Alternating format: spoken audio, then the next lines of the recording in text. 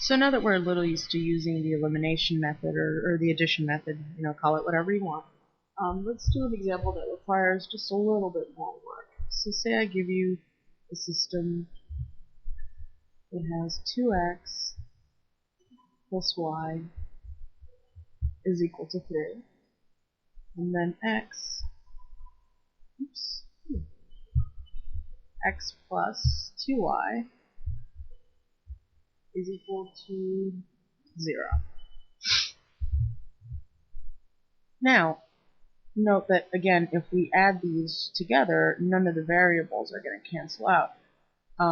However, we can choose to get rid of the y variable by multiplying the top equation by -2, or the x variable by multiplying the bottom equation by -2.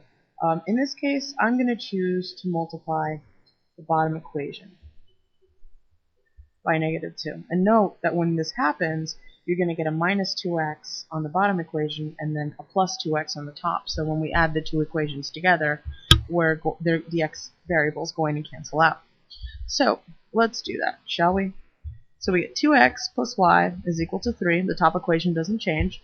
And then for the bottom equation, I'm going to multiply each term by -2. So we get minus 2x, and then 2y times -2 is minus 4y, and then 0 times -2 is just going to be 0, because remember, 0 times anything is always going to be 0. So now, adding these together, the 2's cancel out, which is what we wanted, and then we get minus 4y plus y, which is minus 3y, and we get 3 here. So now, this is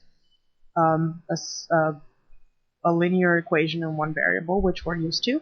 So dividing both sides by -3, we get y is equal to 3 over -3, which is also known as -1. So now we got our y, and now we find our x. So we find our x by plugging in y is equal to -1 into one of the two equations. I'm actually going to pick the second one because it actually looks easier. That 0 really makes things very much more simpler. So plug in y equals to -1 into x plus 2y is equal to 0. So let's do that. So we get x plus 2 times -1 is equal to 0. That means x minus 2 is equal to 0. That means x is equal to 2. So now we got our x and y, and we want to write our solution in terms of the ordered pair. So the solution to this system is 2 for x, comma, -1 for y.